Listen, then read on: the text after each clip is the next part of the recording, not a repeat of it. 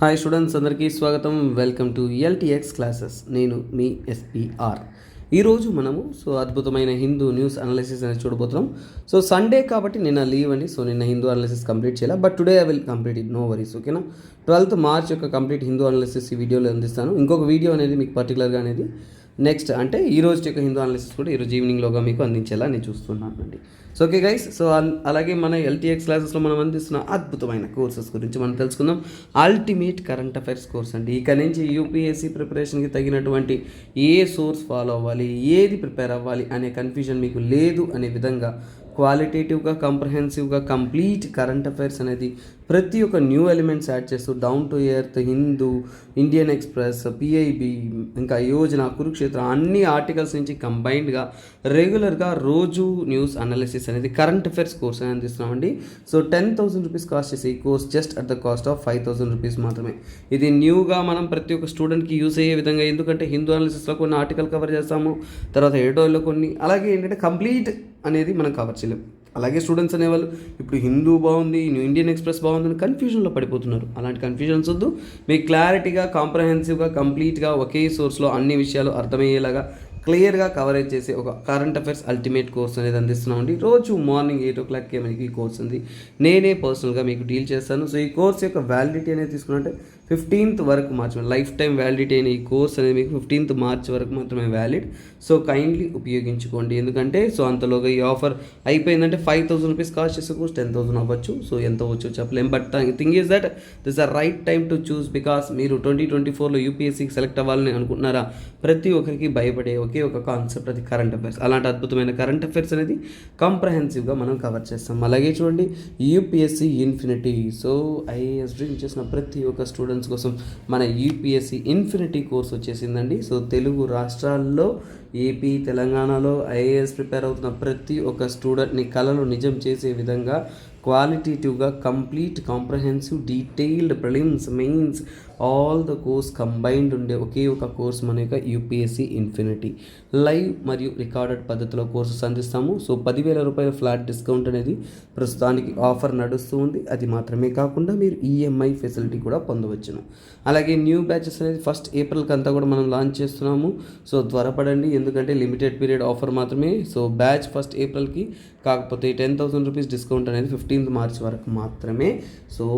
ఖచ్చితంగా మీరు ఉపయోగించుకుంటారని భావిస్తున్నాను. అలాగే మీ సర్కిల్లో ఎవరన్నా ఉన్నా కానీ వారితో షేర్ చేయండి. Let them get benefited. అలాగే చూడండి, ఆన్లైన్ మాత్రమే కాదు, ఆఫ్లైన్ కోర్సెస్ కూడా, అంటే క్లాస్ ఎన్విరాన్మెంట్లో మీకోసం మనం అద్భుతమైన కోర్సెస్ అందిస్తున్నాం. అలాంటి అద్భుతమైన యూపీఎస్సీ ఆఫ్లైన్ కోర్స్ అనేది విశాఖపట్నంలో మరియు హైదరాబాద్లో, విశాఖపట్నం మరియు హైదరాబాద్లో 2 ప్రాంతాల్లో మనం అందిస్తూ ఉన్నామండి. దాని యొక్క ఫీ అనేది 65,000 రూపీస్ మాత్రమే. అలాగే చూడండి, ఈఎంఐ ఆప్షన్ కూడా ఉంది. మీరు నెల 5,000 కట్టుకుంటూ కూడా మీరు ఈ యొక్క కోర్స్ అనేది ప్రారంభించవచ్చు. న్యూ బ్యాచెస్ 1st April అంతా స్టార్ట్ చేస్తున్నాం కాబట్టి this the right time and right opportunity for you students. Kindly utilise this beautiful offer. 15th March వరకు మాత్రమే ఈ యొక్క ఆఫర్ వ్యాలిడిటీ కూడా. అలాగే ఎలా ప్రారంభించాలి, ఏం చేయాలి అనే ఒక కన్ఫ్యూజ్ స్టేట్ ఆఫ్ మైండ్, ఏం ప్రిపేర్ అవ్వాలనుకుంటున్నారా? ప్రారంభ దశలో ఉంటున్న స్టూడెంట్స్ అందరికీ అందుబాటులో చేసే మన యొక్క ఎన్సీఆర్టీ ఫౌండేషన్ కోర్స్ అన్నిటికన్నా అద్భుతమైన కోర్స్ నాన్న. ప్రతి ఒక్క line by line, pin to pin ప్రతి ఒక్క విషయం మీకు డీటెయిల్డ్ కవరేజ్ అనేది ఇందు మూల్యంగా మనం అందిస్తూ ఉన్నాం. ఇవి మాత్రమే కాదు, మన వద్దన ఆప్షనల్స్ కూడా ఉన్నాయి. అందులో అతి ముఖ్యంగా PSIR, PubAd, sociology, anthropology and Telugu literatures, వీటికి కూడా 1st April అంతా కూడా న్యూ బ్యాచెస్ స్టార్ట్ అవుతున్నాయి. ఫీ అనేది 25,000 మాత్రమే. అలాగే మీకు 10,000 రూపీస్ ఫ్లాట్ ఆఫర్ అనేది నడుస్తూ ఉంది నాన్న. యూపీఎస్సీ ఆప్షనల్స్ అనేది లైవ్ మరియు రికార్డింగ్ పద్ధతిలో మీకు కోర్సెస్ అనేది అందిస్తూ ఉంటాము. ఇది లిమిటెడ్ పీరియడ్ ఆఫర్ మాత్రమే. Kindly utilise this beautiful opportunity. Okay guys, let's get in to the content of the day. అంతకంటే ముందు లాస్ట్ క్లాస్లో మనము ఒక యూఎస్ మరియు ఆస్ట్రేలియా మధ్య జరిగిన డీల్ గురించి చదివాము. ఆ డీల్ గురించి చదువుతూ మనం ఏంటంటే అటామిక్ ఎనర్జీ అసోసియేషన్ గురించి చూసాము. కాకపోతే ఆ క్వశ్చన్ ఎగ్జామ్స్లో ఎలా అడుగుతారు అనేది మనం ఒకసారిగా చూద్దాం. ఓకేనా? చూడండి, ఇది ఇండియన్ కాంటెక్స్లో ఐఏఈఏ ఏంటి అనేది క్వశ్చన్ అడిగారు. ఒక విషయాన్ని చదువుతున్నప్పుడు మనం ప్రతి ఒక్క విషయాన్ని ప్రత్యేకంగా డీటెయిల్గా చదవాలి అనే విషయాన్ని దీని ద్వారా మనకి అర్థం చేస్తుందన్న. ఎందుకంటే చూడండి, అడిషనల్ ప్రోటోకాల్ అనేది ఇది న్యూస్లో ఉన్నింది. కాకపోతే ఈ న్యూస్ ఎప్పుడు వచ్చిందంటే 2014లో న్యూస్లో వచ్చింది. కాకపోతే ఎప్పుడు అడిగారంటే 2018లో అడిగారు. ఇదే ట్విస్ట్. సో ఎందుకు కరెంట్ అఫైర్స్ మనం జాగ్రత్తగా, గతంలో ఉన్న కరెంట్ అఫైర్స్ కూడా జాగ్రత్తగా ప్రిపేర్ అవ్వాలనే దానికి నిలువెత్తు నిదర్శనమే ఈ క్వశ్చన్ అన్న. సో లాస్ట్ టైం అడుగున్నాను, కొంతమంది గుడ్ కామెంట్ ఇచ్చారు, బట్ పర్లేదు. ఇప్పుడు దానికైనా అండర్స్టాండింగ్ చూద్దాం. యాక్చువల్గా ఏమవుతుందంటేనన్నా ఐఏఈఏ, ఓకేనా, ఐఏఈఏ అనేది ఒక ఇంటర్నేషనల్ అగ్రిమెంట్, ముఖ్యంగా అటామిక్ ఎనర్జీ ఏజెన్సీస్ తరపున. సో అందులో ఏంటంటే ఏపీ అంటే అడిషనల్ ప్రోటోకాల్. ఈ అడిషనల్ ప్రోటోకాల్ అనేది మన ఇండియా అనేది ఎప్పుడు సైన్ చేస్తుంటే 15th March 15th March 2009 నాడు మన ఇండియా అనేది దాన్ని సైన్ అనేది చేస్తుంది. సో తర్వాత ఈ సైన్లో ఏంటి, అడిషనల్ ప్రోటోకాల్ ఏంటి అంటే ముఖ్యంగా సివిల్ న్యూక్లియర్ రియాక్టర్స్ అంటే సివిలియన్ న్యూక్లియర్ ఫెసిలిటీస్ ఏవైతే ఉన్నాయో, సో వాటి యొక్క సేఫ్ గార్డ్ కోసం మన ఇండియా అనేది 2014లో చూడండి, 2014 సివిలియన్ న్యూక్లియర్ ఫెసిలిటీస్ యొక్క సేఫ్ గార్డ్ అగ్రిమెంట్లో మన ఇండియా అనేది రాటిఫై అనేది చేస్తుంది. రాటిఫై చేసిన తర్వాత సో ఇక్కడి నుంచి చూడండి, సైన్ చేయడం వేరు, రాటిఫై చేయడం అంటే కంప్లీట్గా మనం దానికి అబైడింగ్ అవుతామనేసి. సో కాకపోతే సో ఇదే ఈ యొక్క క్వశ్చన్, జస్ట్ టాప్ ఆఫ్ ఆ కరెంట్ అఫైర్స్ యొక్క టాప్ పాయింట్ మనం చదువున్నా కానీ సరిపోతుంది. డీటెయిల్గా అడగరు. ఫస్ట్ ఆఫ్ ఆల్ అందుకే యూపీఎస్సీ కరెంట్ అఫైర్స్ ప్రిపేర్ అయ్యేటప్పుడు మనకి ఏంటో తెలుసున్నారు, వాట్ అనేది తెలుసున్నదా. అలాగే ప్రతిదాని డీటెయిల్ అంటూ పోయి అసలు విషయాన్ని మర్చిపోకూడదు. వాట్ అంటే ఏంటి, ఒక టాపిక్ చదువుతున్నామంటే అంటే ఏంటి, ఎందుకు న్యూస్లో ఉన్నది, బ్యాక్గ్రౌండ్, అలాగే ఫ్యూచర్ పర్స్పెక్టివ్స్, ఇలా తెలుసుకున్నామంటే మీ ప్రిపరేషన్ అనేది అద్భుతంగా ఉంటుందన్న. సో నెక్స్ట్ కంటెంట్లోకి వెళ్ళిపోతాం. ఈరోజు యొక్క కంటెంట్లో చూడండి, ఎఫెక్ట్స్ ఆఫ్ డిఫారెస్టేషన్. ఇది మెయిన్స్ లెవెల్లో చాలా ప్రాముఖ్యమైన క్వశ్చన్. అలాగే జిఎస్ పేపర్ 3లో మీకు ఎన్విరాన్మెంట్ టాపిక్లో అతి ముఖ్యమైన టాపిక్. డైరెక్ట్గా ఈ టాపిక్లో మీకు స్టాటిక్ సిలబస్లో మన క్లాసెస్లో డైరెక్ట్గా ఉందనన్న. అంటే ఈ డిఫారెస్టేషన్ జరగడం వల్ల మనకి ఎలాంటి ఇంపాక్ట్స్ కలిగిస్తాయి, ఎలాంటి ప్రభావం చూపిస్తుంది అనేది ఈ ఆర్టికల్. రీసెంట్గా కూడా చాలా వరకు డేటా స్టడీ చేసిన దాన్ని బట్టి WHO అంటే వరల్డ్ హెల్త్ ఆర్గనైజేషన్ అనేది ఒక రిపోర్ట్ అని ఇచ్చారన్న. సో అందులో they had studied forest land కానీ మనం మిస్యూజ్ చేస్తున్నాం, వాటి వల్ల మన ఇండియాలో కానీ ప్రపంచ దేశాల్లో కానీ ఎలాంటి ప్రభావం వస్తుందనేది ఇచ్చారు. సో వాళ్ళు ఏం చెప్పారంటే WHO తరపు నుంచి సుమారుగా 1990 నుంచి కూడా 1990 నుంచి, ఓకేనా, 1990 సిన్స్ 1990 అంటే అప్పటి నుంచి కూడా మనం క్యాల్కులేట్ చేసినప్పుడు ఫారెస్ట్లో, ఓకేనా, ఫారెస్ట్ ఏరియాలో సుమారుగా చూడండి 420 మిలియన్ హెక్టార్స్ అంట. 420 మిలియన్ హెక్టార్స్ అంటే ప్రపంచవ్యాప్తంగా. సార్ ఇలాంటి డేటా కావాలా సార్ అంటే మీరు మెయిన్స్లో రాసేటప్పుడు ఇవి ఉపయోగపడచ్చేమో కానీ ప్రిలిమ్స్లో ఎక్కువగా ఉపయోగపడదు. సో కుస్తీ పోటీలు చేసి గుర్తుపెట్టుకునే సాహసాలు చేయకండి. కాకపోతే దీంట్లో మనం గుర్తుపెట్టుకోదగింది చూడండి, ఫారెస్ట్ లాస్ అనేది ప్రైమరీగా ఏ కారణాల వల్ల ఇవి అడగొచ్చు. ఇది ప్రిలిమ్స్ అయినా మెయిన్స్ అయినా ఇంపార్టెంట్. అది అగ్రికల్చర్ వల్ల, వ్యవసాయ భూములుగా మార్చడం వల్ల, ఇండస్ట్రియల్ యూస్ వల్ల, ఇంకా చూసేసాము ఫర్ ఎగ్జాంపుల్ వేరే ఇతర యాక్టివిటీస్, బయోఫ్యూయల్స్ కానీ, మైనింగ్ కానీ, ఎన్నో అదర్ యాక్టివిటీస్ వల్ల ఈ యొక్క ఫారెస్ట్ ల్యాండ్స్ అనేది కన్వర్ట్ చేసి మార్చడం జరిగింది. అలాగే ఈ ఫారెస్ట్ ఏరియాని ఇంత నాశనం చేశారు కదా. సో దీనివల్ల హ్యూమన్స్ ఎక్స్పాన్షన్స్, హ్యూమన్స్ యొక్క నీడ్స్ కోసం హ్యూమన్స్ వల్లనే ఈ యొక్క సో కాల్డ్ కంప్లీట్ డిఫారెస్టేషన్ జరుగుతుంది. కాకపోతే దీంట్లో ఇంకో important food and agriculture organisation deforestation సంబంధితమైన ఒక రిపోర్ట్ ఇస్తారన్న. సో ఇది చాలా ఇంపార్టెంట్ రిపోర్ట్. ఇది ప్రిలిమ్స్లో మీకు important. Global forest resources assessment. Global forest resources assessment. గుర్తుపెట్టుకోండి, ఎందుకు ఒక టాపిక్ అనేది మనకు వస్తుంది, ఎందుకు దాని యొక్క ప్రాముఖ్యత ఉంది అనేది కూడా మీరు తెలుసుకోవాలన్నా తప్పనిసరి అది. ఎందుకంటే ఎగ్జామ్స్లో ఇలాంటి పాయింట్ ఆఫ్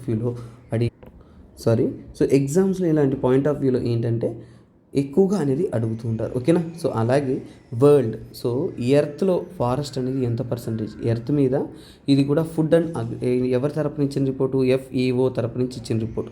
నా రిపోర్ట్ కాదండి, ఎందుకంటే సార్ ఇంత లేదు సార్ ఈ పుస్తకంలో, అంత ఉంది సార్ అని కొంతమంది మహానుభావులు కమెంట్ చేస్తారు నన్న. సో అందుకే చెప్తున్నాను, food and agriculture organisation report. మనం ఏదైనా చెప్తున్నాము అంటే అది ఏదైనా రిపోర్ట్ సంబంధించే చెప్తామే కానీ జనరల్ డేటా కాదు. అది మీరు చూస్తున్న పుస్తకాల్లో వ్యారీ అవ్వచ్చు, మారచ్చు. అందుకని ముందే చెప్తున్నాను. సో సో చూడండి, ఫుడ్ అండ్ అగ్రికల్చర్ ఇచ్చిన డేటా ప్రకారం ఎర్త్లో 31% ఫారెస్ట్ ఏరియా ఉందంటానన్న. సో ఫారెస్ట్ ఎంత కవర్ అయిందంటే 31% ప్రపంచవ్యాప్తంగా కవర్ అయిందన్నారు. కాకపోతే it is not a same everywhere, అంటే ఒక్కొక్క ప్రాంతాన్ని బట్టి మారుతూ ఉంటుంది, లాస్ కూడా మారుతుంది. సో లాస్ అంటే ఎర్త్లో లాస్ ఎంత మాత్రం ఉందంటే, లాస్ తీసుకున్నామంటే హెవీ లాస్, ఓకేనా. హెవీ లాస్ వచ్చేసి సౌత్ అమెరికా ప్రాంతంలో, ఓకేనా. సౌత్ అమెరికా ప్రాంతంలో వచ్చేసి హైయెస్ట్ లాస్ జరుగుతుంది నాన్న. హైయెస్ట్ లాస్ అంటే ఏంటి? హైయెస్ట్ లాస్ ఆఫ్ ఫారెస్ట్ అంటే ఎక్కువ శాతం అడవి ప్రాంతం ఎక్కడ కోల్పోతున్నారంటే సౌత్ ఆఫ్రికాలో కోల్పోతున్నారు. అది కూడా కంపారిటివ్లీ ఏంటంటే 2010 నుంచి 2020 వరకు మనం కంపేర్ చేసి ఇచ్చిన FAO రిపోర్ట్లో తెలిపింది ఇది మాత్రమే కాకుండా తర్వాత స్టేజ్లో ఎవరున్నా అంటే ఆఫ్రికా, సౌత్ అమెరికా తర్వాత ఆఫ్రికా లాస్ అవుతుంది, తర్వాత సౌత్ ఈస్ట్ ఏషియా. సో ఈ ప్రాంతాల్లో ఏంటంటే అడవి ప్రాంతం అనేది తగ్గిపోతూ వస్తుంది. ఇవన్నీ కూడా ఏంటంటే నెట్ లాస్ అంటాం, ఓకేనా. నెట్ లాస్ అంటే ఓవరాల్గా మనం తీసుకుంటున్నప్పుడు అడవి ప్రాంతం అనేది ఎంత మాత్రం లూజ్ అవుతుందని. అలాగే ఇండియా, మనము అన్నీ చదివిన తర్వాత ఇండియా పర్స్పెక్టివ్ చదవకపోతే తప్పైపోతుంది కదా. అదే చూడండి, గ్లోబల్ ఫారెస్ట్ రిసోర్సెస్ అసెస్మెంట్ అంటే FRA అని కూడా అనొచ్చు. ఇది వారి యొక్క రిపోర్ట్, దాని ద్వారానే మనం మాట్లాడుతూ ఉన్నాం. సో ఈ రిపోర్ట్ ప్రకారం ఏంటంటే చూడండి, సో 2020లో రిమోట్ సెన్సింగ్, ఓకేనా, రిమోట్ సెన్సింగ్ సర్వే అనేది చేయడం జరిగింది. సో ఈ రిమోట్ సెన్సింగ్ సర్వే ప్రకారం ఏం చెప్తున్నారు అంటే ఇండియా యొక్క అటవీ శాఖ పరిస్థితి ఏంటంటే 1990 నుంచి కూడా 2020 వరకు ఈ మధ్య సంవత్సరంలో మన ఇండియాలో సుమారుగా అంటే మనం ఎంత ఫారెస్ట్ ఏరియా లాస్ అయ్యామంటే 5.8 million. So 5.8 million forest is lost, ఓకేనా. ఇది హెక్టార్స్లో, ఓకేనా. Let me write that also. 5.8 million hectares భూమి అనేది అడవి ప్రాంతం నుంచి అంతరించిపోయింది. అంటే they are converted to some other activities, అంటే ఫారెస్ట్ లాస్ అనేది జరిగింది. సో ఇక్కడ నేను ఏదైతే చెప్తున్నానో అద్భుతమైన నోట్స్ కూడా మీకు అందుబాటులో చేస్తామని టెలిగ్రామ్ ఛానల్లో, don't worry for that. So ఇక్కడ మీకు ఎగ్జామ్కి మనం ఎలా ప్రిపేర్ అవ్వాలి, ఏం చదవాలి అనే విషయాలు కూడా మీకు అర్థమవుతుంది. తర్వాత నెక్స్ట్ మనం తీసుకుంటున్నాము అంటే క్లియర్గా మన ఇండియాలో, ఓకేనా, ఇండియాలో డీఫారెస్టేషన్కి కారణం ఏంటి? ఇండియాలో డీఫారెస్టేషన్ జరగడానికి ప్రముఖమైన కారణాలు, ప్రైమరీ రీజన్స్ ఏంటి? సో ముఖ్యంగా ఏంటంటే నాన్న అగ్రికల్చర్ అన్న వ్యవసాయ భూములుగా అడవి ప్రాంతాన్ని మనం మారుస్తున్నప్పుడు అడవి అనేది అంతరించిపోతుంది కదా. లాగింగ్ అంతే, మన పుష్ప మూవీ గుర్తు రావాలా. దీనికి కారణం మన అల్లు అర్జున్ గారి లాగింగ్కి అంటే ఏంటి? వుడ్ కటింగ్ అని ఇలాంటివి చేయడం, ఇంకా ఇన్ఫ్రాస్ట్రక్చర్ కట్టడాలు ఇవి. తర్వాత అర్బనైజేషన్, ఓకేనా. సిటీలు డెవలప్ అవడం వల్ల చుట్టూ పరిసర ప్రాంతాల్లో ఉంటున్న ఫారెస్ట్ ఏరియా ఏదైతే ఉందో అవన్నీ కూడా అంతరించిపోతున్నాయి అన్నమాట. ఇంకా చెప్పాలి అంటే మైనింగు, ఇల్లీగల్ యాక్టివిటీస్, ఇవన్నీ కూడా మనకి మెయిన్ కారణాలు, ఓకేనా. సో వీటన్నిటి వల్ల ఏంటంటే మన ఫారెస్ట్ ఏరియా అనేది లాస్ అవుతుంది. అలాగే వీరు ఇచ్చిన రిపోర్ట్ ప్రకారం మన ఇండియాలో ఫారెస్ట్ ఎంత ఉందంటే 22% ఉన్నట్టు తెలుపుతున్నారు. 22% ఫారెస్ట్ ఏరియా ఉంది అనేది వాళ్ళు తెలుపుతున్నారు. కాకపోతే మనం తెలుసుకోవాల్సిన ప్రముఖమైన విషయం ఏంటంటే ఈ మధ్యకాలంలో మనము ప్రాజెక్ట్స్ రూపంలో చాలా వరకు ట్రీస్ అనేది పడవేస్తున్నాము. సో అందులో ముఖ్యంగా ఏంటంటే చూడండి అన్న, సో ఇక్కడ ముంబై టు గోవా, ఓకేనా. కొన్ని ఉదాహరణలు మీరు ఇవి మెయిన్స్ రాసేటప్పుడు మీకు ఉపయోగపడుతుంది. ముంబై టు గోవా హైవే, ఓకేనా. Mumbai to Goa highway construct చేసేటప్పుడు సుమారుగా 3,10,000 చెట్లు కొట్టివేయడం జరిగిందంట. 3 lakh trees has been fallen అంటే ఏంటి? ఫెల్ అని అనొచ్చు, లేదంటే ఫాలన్ అనొచ్చు, ఏదో ఒకటి, ఓకేనా. ఫెల్ అంటే అన్ని చెట్లు అనేది కొట్టి ఆ రోడ్ అనేది వేశారు. అంటే ఇక్కడ మనకు అర్థమయ్యేది ఏంటంటే చాలా వరకు lakhs and lakhs of land అనేది మనం ఏంటంటే ఏదో ఒక రకంగా మనం ఎకనామికల్ యాక్టివిటీస్ కోసం ఏంటంటే డీఫారెస్టేట్ చేస్తున్నాము. సో దీనివల్ల మనకి ఖచ్చితంగా హార్మ్ఫుల్ ఎఫెక్ట్స్ ఉంటుంది.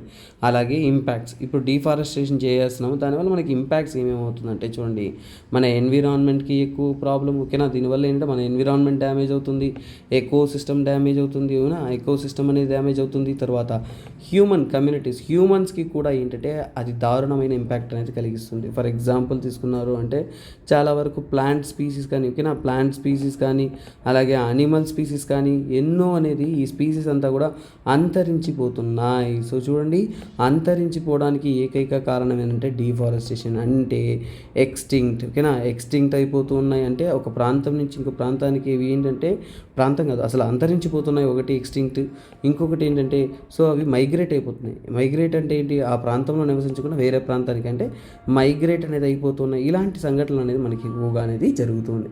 అలాగే మనం తీసుకున్నాము అంటే వీటి యాక్చువల్గా ప్లాంట్స్ అనేది కార్బన్ సింక్గా యాక్ట్ అవుతుందన్న.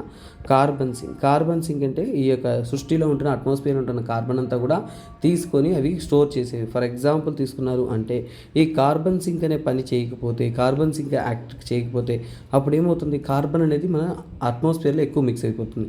సో కార్బన్ సింక్ అంటే ఏంటన్నా సింపుల్గా చెప్తా చూడండి, అబ్జర్వింగ్ కార్బన్ డైఆక్సైడ్. చూడండి, అబ్జర్వింగ్ కార్బన్ డైఆక్సైడ్, కార్బన్ ఎలిమెంట్స్ని అబ్జర్వ్ చేసుకునే దాన్నే మనం ఏమంటే కార్బన్, ఓకేనా, కార్బన్ సింక్ అని అంటాం, ఓకేనా. సో ఈ డైఆక్సైడ్ అనేది అవి ప్లాంట్స్ అనేది అబ్జర్వ్ చేసుకుంటాయి. కాకపోతే ఈ హ్యాబిటేట్, సో దీనివల్ల ఏంటంటే డెస్ట్రాయ్స్, ఈ డిఫారెస్టేషన్ వల్ల ఏంటి, డెస్ట్రాయ్స్ హ్యాబిటేట్ అంటే జంతువులు ఇవన్నీ నివసిస్తున్న వారి ఇంటిని కొట్టివేసినట్టే. అలాగే వీటి వల్ల లాంగ్ టర్మ్లో చాలా ఇంపాక్ట్స్ వస్తుంటాయి. ఇంకా చెప్పాలి అంటే డీఫారెస్టేషన్. సో జస్ట్ మనం చేస్తున్న డీఫారెస్టేషన్ వల్ల, డీఫారెస్టేషన్ చేయడం వల్ల 11% గ్రీన్ హౌస్ గ్యాస్ అనేది ఎక్కువ అవుతుంది. 11% గ్రీన్ హౌస్ గ్యాస్ అనేది ఇంక్రీజ్ అవుతున్నట్టు తెలుపుతున్నారు. అంటే ఏంటి, ఏ ఒక ఎమిషన్ కాకుండా జస్ట్ అబ్జర్వింగ్ ఏజెంటే లేనప్పుడు మనకి ఏంటంటే ఎక్కువగా అనేది యాడ్ అయిపోతుంది. తర్వాత ఇక్కడ ఏంటంటే మనకి సాయిల్ డిగ్రేడ్ అయిపోతుంది, సాయిల్ దారుణమైన పరిస్థితికి అయిపోతుంది, సాయిల్ క్వాలిటీ పడిపోతుంది. ఇంకా ఏంటి, ఈ యొక్క డిఫారెస్టేషన్ ఇవన్నీ జరగడం వల్ల అగ్రికల్చర్, వ్యవసాయంలో మనకి కావాల్సిన ప్రొడక్టివిటీ రాదు, ఓకేనా. అగ్రికల్చర్ యొక్క ప్రొడక్టివిటీ అనేది తగ్గిపోతూ వస్తుంది, ఓకేనా. ఇలాంటివన్నీ కూడా ఇంకా ఓకేనా. సో మనకి జస్ట్ ఒక డిఫారెస్టేషన్ వల్ల ఎన్నో ఇంపాక్ట్స్. ఇంకా చెప్పాలి అంటే వాటర్ సైకిల్ అంటే ఏంటి, డిఫారెస్టేషన్ వల్ల వాటర్ టేబుల్ పడిపోతుంది, ఓకేనా. లాస్ ఆఫ్ వాటర్ టేబుల్ అంటే భూమిలో ఉంటున్న వాటర్ అనేది ఇంకా అడుగుకి పడిపోతుంది, ఓకేనా. వాటర్ టేబుల్ అనేది చాలా అడుగుకి పడిపోతుంది. చాలా వరకు ఏంటంటే చూడండి 1%, ఓకేనా, 1% ఇంక్రీజ్ ఇన్ డిఫారెస్టేషన్. ఒకవేళ 1% డిఫారెస్టేషన్ నేను పెంచాను అయితే, ఓకేనా, డిఫారెస్టేషన్ నేను 1% పెంచాను అంటే అక్కడ 0.93% of decrease of cleaning water, ఓకేనా. డిక్రీస్ ఆఫ్ క్లీన్ వాటర్ అంటే చూడండి, తాగునీటి సరఫరా అనేది మనకి తగ్గిపోతూ ఉంది. సార్ ఏం సార్ ఈ ట్విస్ట్, ఎక్కడో ఏదో చెట్లు కొట్టేసి ఇక్కడ తాగునీరు తగ్గిపోతుందా అంటే అంతేనా. ఇది మాత్రమే కాదు, డిఫారెస్టేషన్ అనేది ట్రైబల్ పీపుల్ని, ఎన్నో పీపుల్ యొక్క లైఫ్ స్టైల్ని మార్చేస్తుంది. ఇండిజినస్ పీపుల్ని, ఓకేనా, ఎఫెక్ట్స్ ద ఇండిజినస్ అంటే ట్రైబల్ పీపుల్, లేదంటే అదే ప్రాంతంలో కాలంతో పాటు వాళ్ళు నివసిస్తూ ఉన్నవారు. సో వారిని ఇండిజినస్ పీపుల్ అంటారు. వారి యొక్క లైఫ్ స్టైలు, కల్చరు అన్నీ కూడా ఇంపాక్ట్ అవుతుంది. ఇవి మాత్రమేనా, వాళ్ళకున్న ట్రెడిషనల్ నాలెడ్జ్ కూడా పోతుంది. అంటే పారంపర్యంగా చూసుకొని వస్తున్న నాలెడ్జ్ ఏదైతే ఉంటుందో, ఓకేనా, ట్రెడిషనల్ నాలెడ్జ్ ఏదైతే ఉందో, మనకి ట్రెడిషనల్ నాలెడ్జ్ అంటేనే మీకు ఏం గుర్తు రావాలా, పాతఘట్టం గుర్తు రావాలి. ఆచార్య మూవీలో పాతఘట్టంలో ఏం చేస్తుంటారు, మందులు తయారీ చేస్తుంటారు. ఇవి తర్వాత ఏంటంటే ఇంకా డిఫారెస్టేషన్ వల్ల ఏంటంటే ఇన్ఫెక్షియస్ జర్మ్స్ అంటే జ్వరము, ఇలాంటి చాలా దారుణమైన రోగాలు అనేది కూడా ఏంటంటే స్పైక్ అవుతాయి. అంటే నార్మల్ కంటే కూడా ఎక్కువ అయ్యే అవకాశం అనేది ఉందనేది మనకు అర్థమవుతుంది. ఓకేనా, నెక్స్ట్ అద్భుతమైన ఆర్టికల్లోకి వెళ్దాం. ఓకేనా, నెక్స్ట్ ఆర్టికల్ నేను చెప్పబోయేది చాలా దారుణమైన విషయం, వినడానికి మనకి భయంకరంగా ఉంటుంది. కాకపోతే మనం తెలుసుకోవాల్సిన విషయం, this is about Adreno virus గురించో దాని గురించో నేను చెప్పబోయేదిలేనన్నా యాక్చువల్గా ఇన్సిడెంట్ గురించి, ఎందుకంటే మెయిన్స్ పర్స్పెక్టివ్లో నేను డిస్కస్ అనేది చేయబోతున్నాం. సో ఇది ఏంటంటే ఈ ఆర్టికల్ అనేది మీకు ఏంటంటే సో మల్టిపుల్ అనేది సోషల్ జస్టిస్లోనే వస్తుంది, సమాజంలో ఉంటున్న సమస్యల్లో వస్తుంది, హెల్త్ సెక్టార్లో వస్తుంది, అలాగే మీకు డిసీజెస్ ఈ టాపిక్స్లో కూడా వస్తుంది. ఓకేనా, సో ఇన్ని టాపిక్స్లో వస్తుందన్న, అలాగే ఎథికల్ కన్సర్న్స్ కూడా దీని నుంచి మనం కన్సిడర్ చేయాల్సిన నెసెసిటీ అయితే ఉంది. సో సింపుల్గా చెప్తా చూడండి. యాక్చువల్గా బెంగాల్లోనన్న ఇష్యూ ఎక్కడంటే బెంగాల్లో వచ్చేసి మీకు 19 మెంబర్స్ చిల్డ్రన్స్ చనిపోయారు నాన్న. 19 చిల్డ్రన్స్, ఓకేనా, 19 చిల్డ్రన్స్ వచ్చేసి చనిపోయే వాళ్ళందరూ కూడా లెస్ దెన్ 5 years. ఏంటి సార్ షాకింగ్ న్యూస్ చెప్తున్నారా? అంతకన్నా ఇంకొక షాకింగ్ న్యూస్ అన్నా అంటే 2022 నుంచి, ఓకేనా, అది కూడా ఏంటంటే డిసెంబర్ నుంచి కూడా మార్చ్ 2023 వరకు, ఓకేనా, మార్చ్ 2023 వరకు అంటే ఏంటి, జస్ట్ ఒక 4 నెలల కాలం పాటు మాత్రమే 100+ చిల్డ్రన్ డైట్. 100+ చిల్డ్రన్ అనేవారు చనిపోయారు నాన్న. సో ఏంటి సార్ ఇంత షాకింగ్ న్యూస్ చెప్తున్నారు అంటే, అవును నాన్న, అందరూ చనిపోవడానికి ఒకే రీజన్ ఏంటంటే అక్యూట్ రెస్పిరేటరీ ఇన్ఫెక్షన్. సో నాన్న, మనకి కోవిడ్ వచ్చినప్పుడు ఏమొచ్చిందన్న, లంగ్సే కదా అందరికీ ఇన్ఫెక్ట్ అయ్యింది. సో అదేవిధంగా ఇక్కడ ARI అక్యూట్ రెస్పిరేటరీ ఇన్ఫెక్షన్ వల్ల చనిపోయారు. ఇందులో ఇంకో దారుణమైన విషయం ఏంటంటే, ఎక్కువగా చనిపోయిన వాళ్ళందరూ కూడా ఏంటంటే కోవిడ్ టైంలో జన్మించిన వారు, కోవిడ్-19 టైమ్స్లో ఓకేనా, కోవిడ్-19 టైమ్స్లో జన్మించిన వారు. అప్పుడు జన్మించిన పిల్లలే చాలామంది ఇలాంటి ఒక వీటికి గురై చనిపోతూ ఉన్నారు. ఇదేం సార్ ఇంకో షాకింగ్ న్యూస్ ఇచ్చారా అన్నారా? అవునన్న, వాళ్ళందరినీ ట్రీట్మెంట్ చేసిన తర్వాత మనకు తెలిసింది ఏంటంటే వారందరి బాడీలో ఉంటుంది Adreno virus. Sir Adreno virus అంత భయంకరం అంటే నాన్న, నార్మల్గా మనకు వస్తున్న జలుబు, జ్వరము, జలుబు అన్నిట్లో కూడా అడినో వైరస్ ఉంటుందన్న. సో అది అంత డేంజరస్ కాదు, బట్ ఇది ఇంకొక వెర్షన్ రియల్లీ డేంజరస్. సో ఇది ఎలా స్ప్రెడ్ అవుతుంది? First of all Adreno virus infection అనేది యాక్చువల్గా ఏంటంటే it's a normal cold, mild cold కానీ ఓకేనా, మనకి నార్మల్ జలుబు ఎలా వస్తుందో లేదంటే ఆ ఫ్లూ అని కూడా అని చెప్పొచ్చు ఓకేనా, ఒక జలుబు లాంటిది ఒక ఇన్ఫెక్షన్, కాకపోతే వైరస్ ఏంటన్నా ఇది వైరస్. సో అడినో వైరస్ గురించి చెప్తున్నాను. సో పేరులోనే వైరస్ ఉంది కాబట్టి ఇది వైరస్. సరే సార్, ఇది ఎలా స్ప్రెడ్ అవుతుంది సార్, మేము జాగ్రత్త పడొచ్చా అంటే, నాన్న, ఇన్ఫెక్టెడ్ పర్సన్స్, చిన్నపిల్లలు ఎవరైతే ఉన్నారో, ఇన్ఫెక్ట్ అయిన పర్సన్స్ ఎవరైతే ఉన్నారో, సో వారి నుంచి ఇది స్ప్రెడ్ అవుతుంది. ఎలాగంటే పర్సనల్ కాంటాక్ట్ ఓకేనా, పర్సనల్ కాంటాక్ట్ అంటే డైరెక్ట్గా పోయి పాపం మనము అలా వాటేసుకున్నామంటే మనకు రావచ్చు. ఇంకొకటి ఇన్ఫెక్టెడ్ పర్సన్స్ నుంచి కూడా త్రూ ఎయిర్ నాన్న, గాలిలో స్ప్రెడ్ అయిపోతుందా? అవునన్న, కాఫింగ్, ఇన్ఫ్లుయెన్జా H3N2 గురించి చెప్పాను. ఇది వేరు అది వేరు, ఇది ఎక్కువగా పిల్లల్ని ఎఫెక్ట్ చేస్తుంది, కానీ H3N2 వచ్చేసి అడల్ట్ని ఎఫెక్ట్ చేస్తుంది. రెండు వేరు. నిన్న చెప్పాను, అది వేరే కాన్సెప్ట్ అన్న. తుమ్మడం వల్ల, దగ్గడం వల్ల సార్ ఉందన్న, జలుబు జ్వరంతో అన్న సేఫ్టీగా ఉన్నాం. ఇప్పుడు జలుబు జ్వరం కూడా భయమేనా సార్? మీ మైండ్ వాయిస్ నాకు వినిపిస్తుందన్న, ఖచ్చితంగానన్న. సో ఎందుకంటే ఇది చూడండి, నార్మల్గా ఎనీ పర్సన్ని ఎఫెక్ట్ చేస్తుంది, కానీ childrens are at high risk. Childrens ఎప్పుడు కూడా హై రిస్క్లో ఉన్నారు. అయ్యో పాపం అంటే జాగ్రత్తగా కాపాడుకోవాలి కదా సార్ అంటారా? హై రిస్క్ అది అందరూ కాదు నాన్న, ఇమ్యూనిటీ లో ఉన్న పిల్లల్ని ఎక్కువగా అటాక్ చేస్తుంది, ఇమ్యూనిటీ లోగా ఉన్న పిల్లల్ని ఎక్కువగా అటాక్ చేస్తుంది ఓకేనా. సో చాలా జాగ్రత్తగా ఇలాంటి విషయాలు మనం సెన్సిటివ్గా తెలుసుకోవాలి. సో చూడండి, ఈ యొక్క అడినో వైరస్లో టైప్ 3 ఒకటి ఉందన్న, టైప్ 3 అంటారు దాన్ని, హ్యూమన్ అడినో వైరస్ ఓకేనా, హ్యూమన్ అడినో వైరస్ అంటారు ఓకేనా. సో అది ఏంటంటే ఏ కాదు, మై కరెక్షన్స్, HADV అంటారు, అంటే హ్యూమన్ అడినో వైరస్ 3 అంటారు. అలాగే ఓకేనా, టైప్ 7 అంటే ఏంటంటే హ్యూమన్ అడినో వైరస్ 7 అని అంటారు. సార్ ఈ 7 ఏంటి సార్, 3 ఏంటి సార్ అంటే చూడండి, సో ఇందులో మనం తీసుకున్నామంటే హ్యూమన్ అడినో వైరస్ 3లో నెంబర్ ఆఫ్ వెరైటీస్ ఉన్నాయి, అంటే 88కి పైగా వెరైటీస్ ఉన్నాయి, అంటే ఇట్ ఈస్ నాట్ డేంజరస్ ఓకేనా. సో ఏంటంటే ఇక్కడ తీసుకున్నాము అంటే మనకు వచ్చే డిసీజెస్ అన్నీ ఫేటల్ కాదన్న, అన్నీ చనిపోం, కాకపోతే ఇట్స్ అ నార్మల్, అంటే ఎప్పుడూ కూడా ఏంటంటే ప్రివలెంట్గా ఉంది. ఇది ఏంటంటే ప్రివలెంట్ అన్న, నార్మల్గా ఉండేదే, కానీ ఇది ఎంతగా మనకి ఫేటల్ అంటే చనిపోరు. కాకపోతే ఫ్యాటల్ అడినో వైరస్లో అంతా కూడా కంపేర్ చేసినప్పుడు అడినో వైరల్ ఫ్యాటాలిటీ ఎక్కువగా ఉండేది ఈ యొక్క టైప్ 7లో అన్నమాట. అంటే అడినో వైరస్లో టైప్ 7లో ఎక్కువగా అనేది ఇంపాక్ట్ అవుతుంది. సో అలాగే చెప్పాను కదా, ఎక్కువగా పిల్లల్ని ఇంపాక్ట్ చేసినా కానీ ఆ పిల్లలందరూ కూడా కోవిడ్-19 పాండమిక్ టైంలో జన్మించిన వాళ్ళు, అంటే ముఖ్యంగా ఏంటంటే ఇమ్యూనిటీ, వారందరిలో కూడా ఏంటంటే రోగ నిరోధక శక్తి తక్కువగా ఉంది, అంటే ఇమ్యూనిటీ ల్యాగ్ పీరియడ్ అంటే, so for example Covid impact అయినప్పుడు కొంతకాలం మనకి ఏదైతే వైరల్ ఇన్ఫెక్షన్ ఉంటున్నప్పుడు మన ఇమ్యూనిటీ అనేది రోగాన్ని ఎదిరించే శక్తి అనేది తక్కువగా ఉంటుందో ఆ కాలాన్ని ఇమ్యూనిటీ ల్యాగ్ పీరియడ్ అని అంటారు. ఆ కాలంలో జన్మించిన పిల్లలకి ఆ ఇమ్యూనిటీ తక్కువ ఉండడం వల్ల ఎక్కువ మంది చనిపోతున్నట్టు తెలుపుతున్నారు. అలాగే దీంట్లో సోషల్ ఇంపాక్ట్ మీద ఒక రీజన్ చెప్తా చూడండి, ఎక్కువ మందిని కోల్కతా హాస్పిటల్కి తరలించమని రిపోర్ట్స్ ఇస్తున్నారు. కాకపోతే కోల్కతాలో తగినటువంటి బెడ్స్ లేవు, ఆక్సిజన్ సపోర్ట్స్ లేవు, 11,000కు పైగా కేసెస్ అక్కడ రిపోర్ట్ అవుతున్నాయి, పీడియాట్రిషియన్స్ లేవు. ఇవన్నీ కారణాల వల్లనే ఎక్కువ మంది చనిపోతున్నారు ఇన్ బెంగాల్. ఇది న్యూస్. మరి ఎగ్జామ్ పాయింట్ ఆఫ్ వ్యూలో ఏంటంటే ఏంటంటే మనకి డేటా కావాలి. అందులో డేటా ఏంటంటే బెంగాల్ యొక్క పరిస్థితి తెలుసుకుందాం. బెంగాల్ యొక్క సోషల్ జస్టిస్ అంటే సోషల్ సొసైటీ ఎలా ఉంది. For example first of all infant mortality rate, ఓకేనా.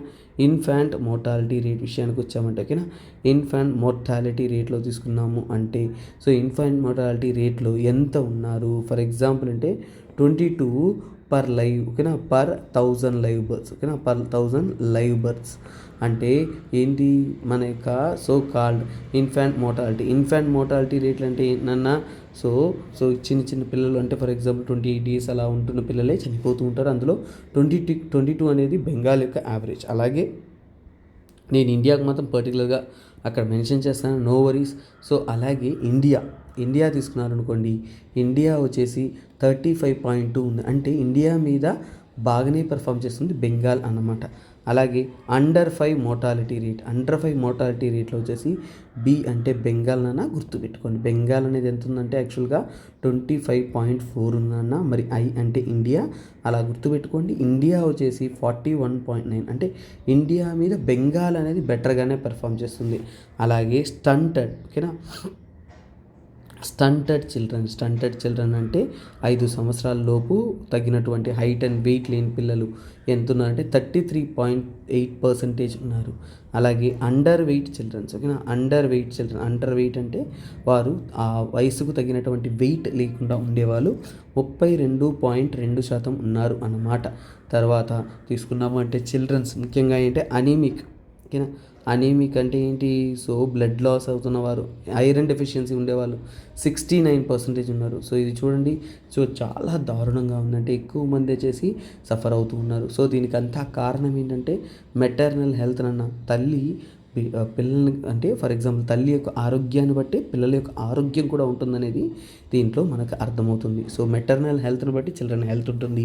అలాగే ఇంకొక కారణం ఏంటి అంటే చైల్డ్ మ్యారేజెస్ అనేది ఎక్కువగా అనేది బెంగాల్లో మనం చూడగలుగుతున్నాం. చైల్డ్ మ్యారేజెస్ విషయానికి వచ్చాయంటే బెంగాల్లో యావరేజ్ ఎంత జరుగుతుందంటే 41.6% అన్న. 41.6% ఉమెన్ అనేవారు వారి యొక్క తగినటువంటి ఏజ్ అటైన్ అవ్వడానికి ముందే మ్యారేజ్ చేసేస్తున్నారు. అలాగే నేషనల్ యావరేజ్ తీసుకున్నాం, ఇండియాలో తీసుకున్నాం అనుకుంటే 23.3% అంటే ఇండియా కన్నా కానీ ఎక్కువగా చైల్డ్ మ్యారేజ్ ప్రివలెంట్గా ఎక్కడ ఉందంటే మనకి సో కాల్డ్ బెంగాల్లో ఉంది. ఇది మాత్రమే కాకుండా అనీమియా అనేది one of the biggest reason. For example pregnant ఉమెన్స్లో అనీమియా అనేది బెంగాల్లో చాలా పెద్ద ప్రాబ్లంగా ఉంది. అంటే ఫర్ ఎగ్జాంపుల్ అంటే 62.5% అనేది బెంగాల్లో ఉన్నారు అనీమిక్గా. అలాగే సో ఇండియా యావరేజ్ తీసుకున్నట్టు 52.2%, ఓకేనా, ఇది ఇండియాకి. సో అంటే ఇక్కడ ఓవరాల్గా మనకి ఏమర్థం అవుతుందంటే వాళ్ళ యొక్క నాట్ ఓన్లీ డేటా ఉండడానికి కారణం అంటే maternity health, child marriages, multiple reasons అంటే సమాజంలో జరుగుతున్న ఇంపాక్ట్స్ అనేవి కూడా కారణం అనేది అర్థమవుతుందన్న.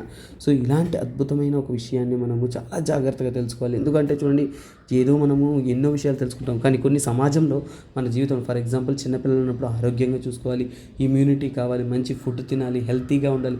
మీరు ఐఏఎస్ అవుతారో లేదో, మీరు ఏం సాధిస్తారో లేదో, కానీ మీరు ఆరోగ్యంగా ఉంటేనే హ్యాపీగా ఉంటారు నాన్న. సో ఇక్కడ చూడండి, మనం ఉండడానికి ఉండే main and most important thing మీ ఆరోగ్యం. సో ఎప్పుడు కూడా దాన్ని చాలా జాగ్రత్తగా కాపాడుకుంటారండి. ఎందుకంటే ఈ కాలంలో ఎన్నైనా కానీ పదవిని చూసి మిమ్మల్ని మతించే ఉంటారు, ఇంకో రీజన్స్ ఉంటాయి. కానీ మన ఆరోగ్యం ఒకటే మనల్ని సంతోషంగా మనశ్శాంతిగా ఉంచగలదు. Kindly take care of it from my side. One request, advice కాదండి, రిక్వెస్ట్. మీ ఆరోగ్యాన్ని చాలా జాగ్రత్తగా కాపాడుకుంటారండి. Because that is a temple that you have within you. So గుడి గోపురం ఏది లేదన్నా మీ మనసులో ఉంది, మీ బాడీలో ఉంది. Keep it pure and pristine. Let's get in to the next Hindu news. So ఏంటది, అంతకంటే ముందు ఒక అనౌన్స్మెంట్ చేసేద్దామండి. ఏం లేదు, ఏబిపిఎస్సి గ్రూప్ 2 ప్రిపేర్ అవుతున్న స్టూడెంట్స్కి ఒక అద్భుతమైన అవకాశం ఏంటి అంటే 15,000 రూపాయలకి మనం అద్భుతమైన కోర్స్ అనేది అందిస్తున్నాం. 5,000 రూపాయల ఫ్లాట్ డిస్కౌంట్ కూడా అందిస్తున్నాం. నెక్స్ట్ చూసారు అంటే 5,000 రూపీస్ కూడా మీరు కట్టుకుంటూ ఈఎంఐ ఆప్షన్లో కూడా మీరు ప్రిపేర్ అవ్వచ్చు. కాకపోతే ఏబిపిఎస్సి గ్రూప్ 2 అయిపోతుందండి ఆఫర్. ఎందుకంటే ఎగ్జామ్ దగ్గర పడుతుంది, నోటిఫికేషన్ వచ్చినప్పుడు అన్ని పుస్తకాలు పట్టుకొని కూర్చుంటే కాదు నాన్న, ముందుగానే సిద్ధంగా ఉండాలి. సో అలా సిద్ధంగా ఉండాలంటే ఇదే మంచి అవకాశము. అలాగే చూడండి, సో యానివర్సరీ మంత్ ఆఫర్లో గ్రూప్ 1 ఏబిపిఎస్సి గ్రూప్ 1 డ్రీమ్ చేస్తున్నారంటే మీకైనా రైట్ ప్లాట్ఫామ్ ఇప్పుడే మీ ముందు ఉందండి. 35,000 రూపీస్తో మీకు కోర్స్ అనేది అవైలబుల్లో ఉంటుంది. ఫ్లాట్ 10,000 రూపీస్ ఆఫ్ అనేది ఇస్తున్నాం. సో చూడండి, ఆల్రెడీ గ్రూప్ 1 జరిగింది, అయిపోయింది. చూడగానే మీరు భయపడి ఉంటారు పేపర్ని చూసి, కానీ ఒకటి తెలుసుకోండి, అలా ముందు నుంచే ప్రిపేర్ అయ్యి ఉంటే ఈజీ అయ్యేది కదా. డోంట్ వరీ నాన్న, ఈ నోటిఫికేషన్ అయ్యేలోగా ఇంకో నోటిఫికేషన్ వస్తుందని గవర్నమెంట్ కూడా చెప్పింది. సో అలాంటి సమయంలో మనం సిద్ధంగా ఉండాలి కదా.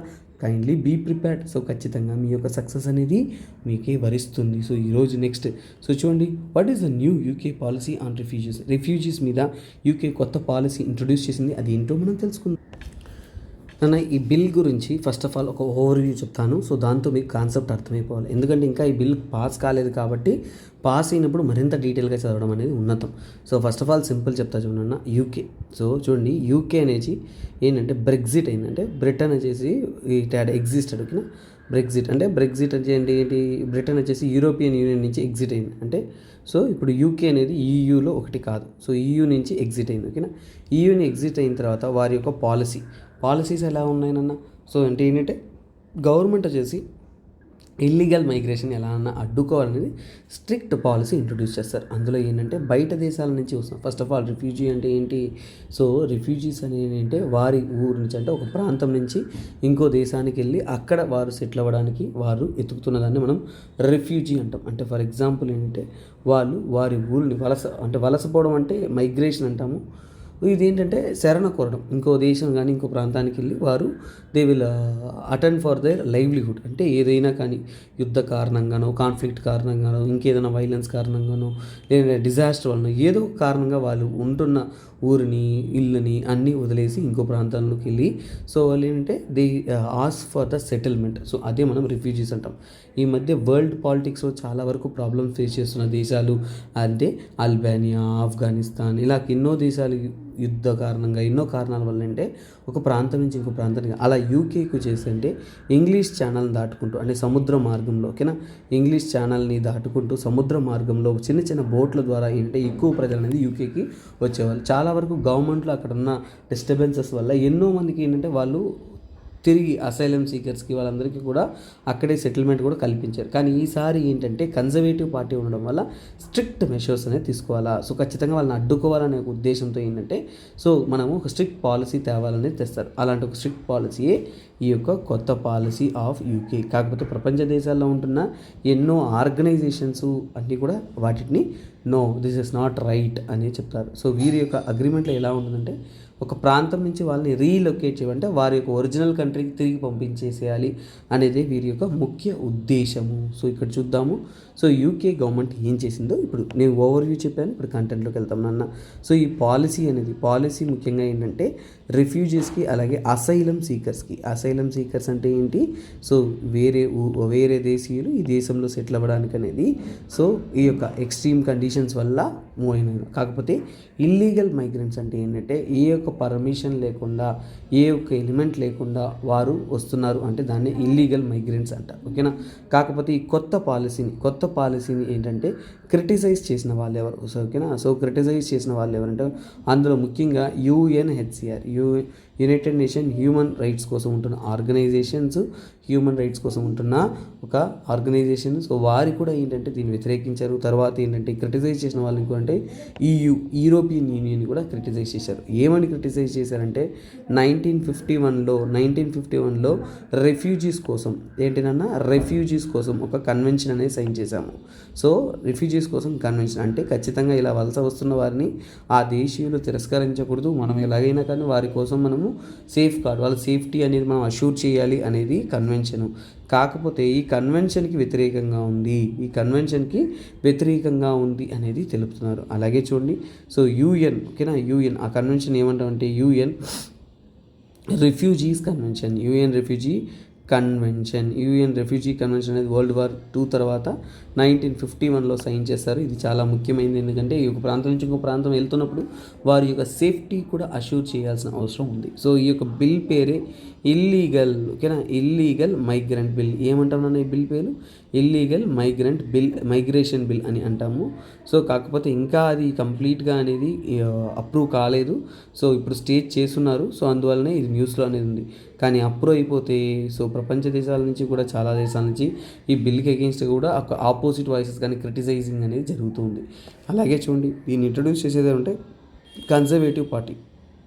చూడండి, ఎప్పుడైనా బ్రిటిష్లో కన్జర్వేటివ్ పార్టీకి వచ్చిన ప్రతిసారి ఏంటంటే సో అవన్నీ కూడా ఏంటంటే రెస్ట్రిక్టివ్ పాలసీస్ అనేది, అలాగే వారి యొక్క అంటే పర్సనల్ ఇన్స్టింక్టెడ్ పాలసీస్ అనేది ఎక్కువగా ఉంటుంది. అంటే సెల్ఫ్ రిలయన్స్ కోసం, అంటే బయట దేశాలను కంట్రోల్ చేస్తూ వారి యొక్క రైట్స్ అంటే సెల్ఫ్ రైట్స్ని ప్రొటెక్ట్ చేసే విధంగా యూకేలో అనేది రెగ్యులర్గా ఉంటుంది. అలాగే ముఖ్యంగా యూకే యునైటెడ్ కింగ్డమ్కి వచ్చే మైగ్రెంట్స్, ఓకేనా, మైగ్రెంట్స్ అనేవాళ్ళు ఎక్కడి నుంచి ఎక్కువ, ఏ ప్రాంతం నుంచి ఎక్కువ అంటే ఫస్ట్ ఆఫ్ఘాన్ కానీ, ఓకేనా, ఆఫ్ఘాన్ ప్రాంతాల నుంచి, ఇరాన్, ఇరాక్ ప్రాంతాల నుంచి, ఈ ప్రాంతాల్లో అంతా కూడా యుద్ధం జరుగుతూ చాలా వరకు ఏంటంటే పోరాటాలు ఇవన్నీ జరుగుతున్నాయి. కాబట్టి చాలామంది అక్కడి నుంచి ఉండలేక అక్కడి నుంచి వలస అంటే ఒక్కొక్క ప్రాంతానికి అనేది మూవ్ ఆన్ అవుతూ ఉన్నారు.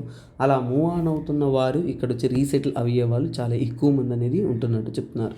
ఇంకా సిరియా ప్రాంతాల్లో కూడా యుద్ధాలు జరుగుతున్నాయి కదా. సో అక్కడి నుంచి చిన్న చిన్న బోట్లు ఇలా బోట్ల ద్వారా వస్తున్నారు. సుమారుగా తీసుకున్నామంటే ఓవరాల్గా 2022లో మాత్రమే, ఓకేనా, 2022లో మాత్రమే సుమారుగా ఏంటంటే రెఫ్యూజీస్ అనేది 45,000 కంటే, ఓకేనా, 45K కంటే ఎక్కువ మంది, ఓకేనా, ఈ గ్రేటర్ దాన్ 45K అంటే 45,000 మెంబర్స్ కంటే ఎక్కువ మంది చిన్న చిన్న బోట్ల ద్వారా వచ్చారు. అంటే ఇంత ప్రజల కంటే ఎక్కువ ప్రజలు అంటే బోట్ల ద్వారా.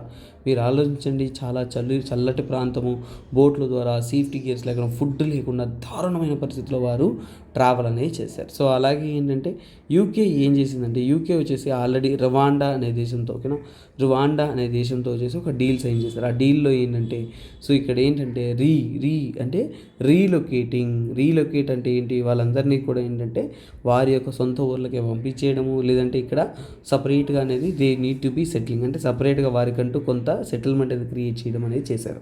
కాకపోతే రీలొకేట్ చేసే ఒక పద్ధతికి ఏంటంటే ప్రపంచ దేశాలు అనేది ఖచ్చితంగా UNHCR కూడా ఏంటంటే అపోజ్ చేశాయన.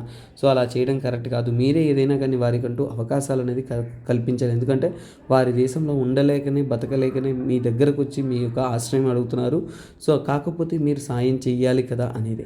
కాకపోతే కొత్త న్యూ బిల్లో ఉండే న్యూ బిల్లో వచ్చేసి సో ఫీచర్స్ ఏంటి, అసలు కొత్త బిల్లో ఉండే ప్రాబ్లమ్స్ ఏంటి, కొత్త బిల్ ఎలా పనిచేస్తుంది, ఆ న్యూ బిల్ యొక్క ఉద్దేశాలు ఏంటి అనేది తీసుకున్నాము. అంటే ఎవరైనా కానీ, ఓకేనా, సో ఫస్ట్ చూడండి, detain the illegal migrant, detaining the illegal migrant అంటే ఏంటంటే ఇల్లీగల్ మైగ్రెంట్ ఎవరంటే సో పెట్టకుండా అలా ఇల్లీగల్గా వారి దేశంలోకి వచ్చారు అంటే సో సార్ అయితే మా ఫ్రెండు డ్యూటీ కోసం అంటే జాబ్ కోసం వెళ్ళాడు సార్ అంటే వారు ఇల్లీగల్ మైగ్రెంట్స్ కాదు. ఇల్లీగల్ మైగ్రెంట్స్ అంటే వీసా ఇవన్నీ ప్రాసెసింగ్ కాకుండా ఎస్కేప్ అయ్యించిన వాళ్ళని ఇల్లీగల్ మైగ్రెంట్స్ అంటే ఇక్కడ ఏంటంటే ఫస్ట్ ఆఫ్ ఆల్ అంటే వాళ్ళని అరెస్ట్ చేయడం, సో అంటే డీటైన్ చేస్తారు. తర్వాత ఏంటంటే చూడండి, సో అలాగే డినై ద మైగ్రెంట్స్ అంటే అలా మైగ్రెంట్స్గా వచ్చిన వారందరికీ కూడా, ఆ మైగ్రెంట్స్ వచ్చిన వారికి అందరికీ కూడా చూడండి ఎప్పుడు కూడా అంటే బెయిల్ కానీ అలాగే జ్యుడిషియల్ రివ్యూ కానీ డినై చేయడం జరిగింది.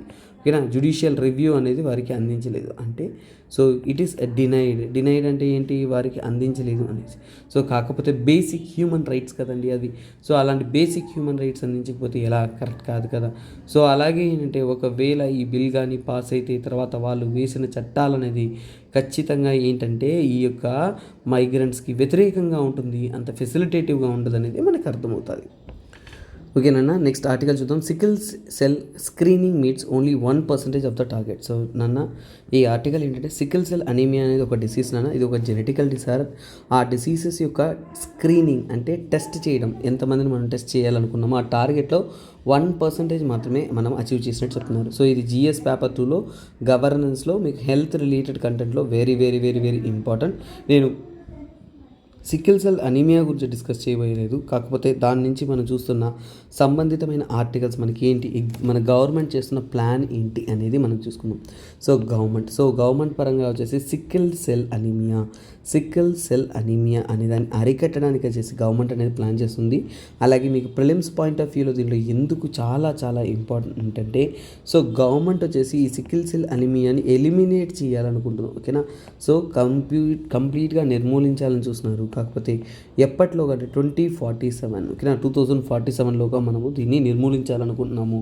దిస్ ఇస్ వాట్ నాన్న very very very very very important thing.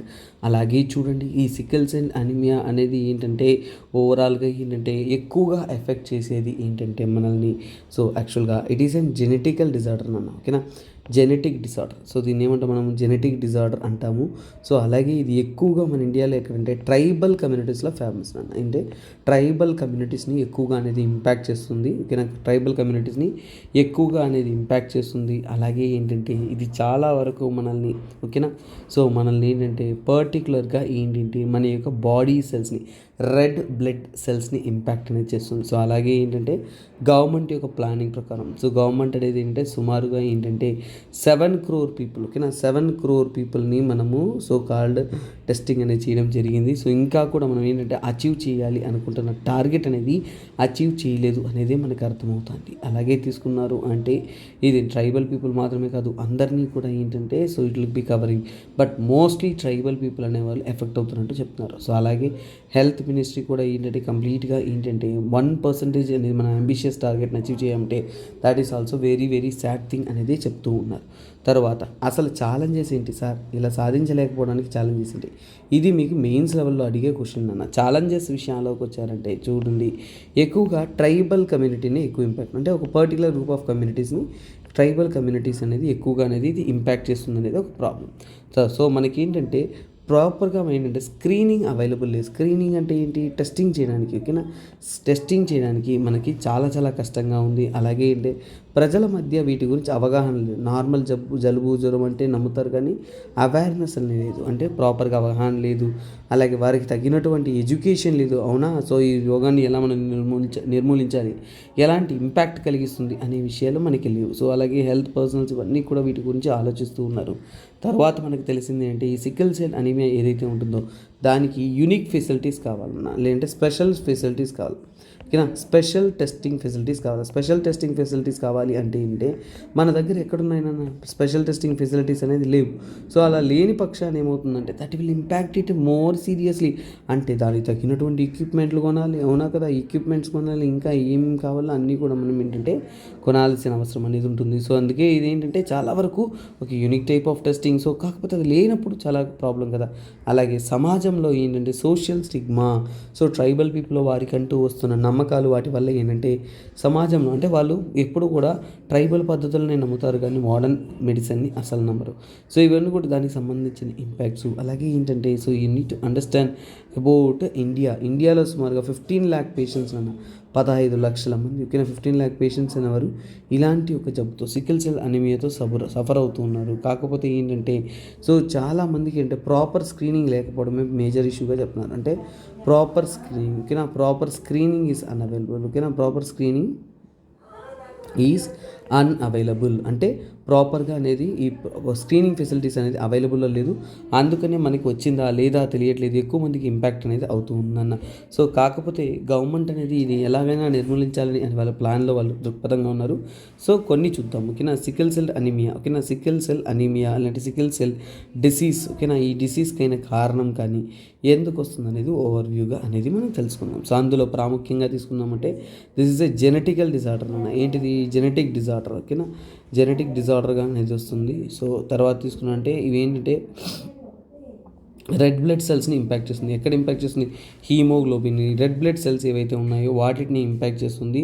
అలాగే అది సికిల్ హ్యాండ్, ఓకేనా, సికిల్ హ్యాండ్ క్రెసెంట్, ఓకేనా, సికిల్ హ్యాండ్ క్రెసెంట్. సో అంటే ఏంటి, సో ఈ యొక్క షేప్ ఎలా ఉంటుందంటే it is similar to the మీ యొక్క కమ్యూనిస్ట్ పార్టీ ఉంటుంది చూసారా, సో అదే విధంగా అనేది ఉంటుంది. అలాగే ఏంటంటే చాలా వరకు ఏంటంటే ఇది బ్లడ్ సెల్స్ అనేది కన్జ్యూమ్ చేస్తుంది. సో తర్వాత ఏంటంటే వీటితో పాటు ఇంకా కొన్ని డిసీజెస్ అనేది ఇంపాక్ట్ కలిగిస్తుంది.